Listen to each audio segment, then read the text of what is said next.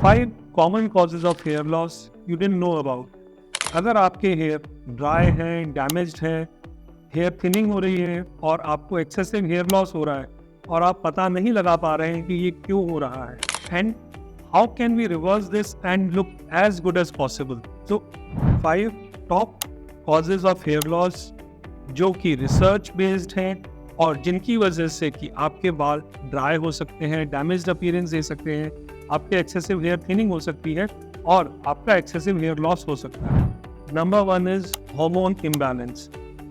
Females और mails में oestrogen और टेस्टोस्टेरोन हार्मोन्स होते हैं।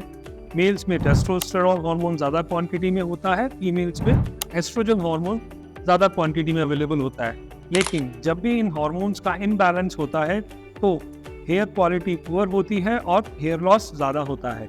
सो to maintain balance in between these hormones is very important to have a good quality hair. इसके अलावा थायराइड ग्लैंड होती है जो ग्लैंड नेक में होती है और थायराइड हार्मोन रिलीज करती है। थायराइड हार्मोन का लेवल भी कम या ज़्यादा होना बालों के लिए अच्छा नहीं होता है।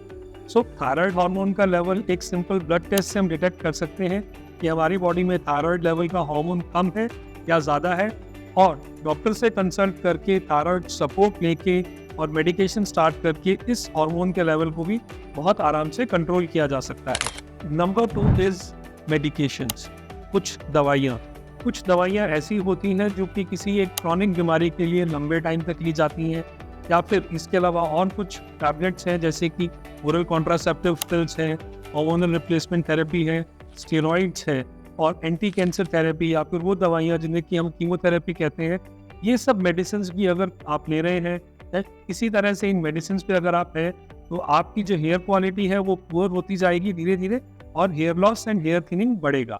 सो हेयर सप्लीमेंट्स ऐड करके जो कि मल्टीविटामिन्स या माइक्रोन्यूट्रिएंट्स में रिच होते हैं, या फिर एंटीऑक्सीडेंट्स अपनी डाइट में ऐड करके, स्पेशली फ्रूट इंटेक आप बढ़ा के एंटीऑक्सीडेंट्स जो आप कंज्यूम करते हैं उनकी क्वांटिटी इंक्रीज कर सकते हैं।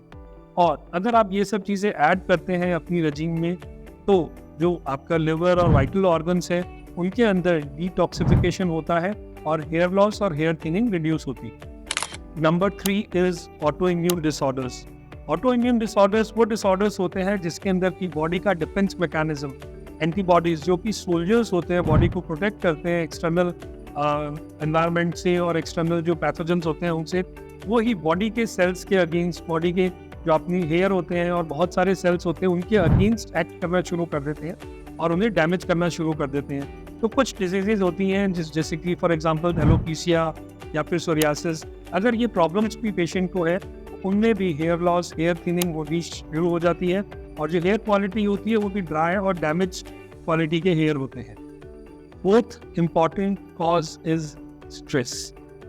स्ट्रेस की वजह से बॉडी में कुछ ऐसे केमिकल्स रिलीज होते हैं जो कि बालों के लिए अच्छे नहीं होते हैं और बालों को डैमेज करते हैं। इसके अलावा यदि स्ट्रेस का लेवल बहुत ज़्यादा है, अगर आप ज़्यादा स्ट्रेस करते हैं तो जो न्यूट्रिएंट्स, माइक्रो न्यूट्रिएंट्स होते हैं वो भी डाइवर्ट होते हैं टू टैकल दैट स्ट्रेस, और जो हेयर की क्वालिटी है, हेयर की ग्रोथ है वो कॉम्प्रोमाइज़ होती है, which can again lead to increase hair loss and hair thinning. And अगर स्ट्रेस बहुत ज़्यादा है तो stress support in the form of regular exercise, yoga, breathing exercises या फिर मेडिटेशन और सिवियर केसेस में काउंसलिंग, ये हेल्प करती हैं आपकी बॉडी के डी स्ट्रेसिंग मैकेनिज्म को एक्टिवेट करने में और बॉडी को डिटॉक्सिफाई करने में, जिससे भी बालों की जो ग्रोथ है वो इम्प्रूव करती है और एक तरह से अच्छा लुक आता है।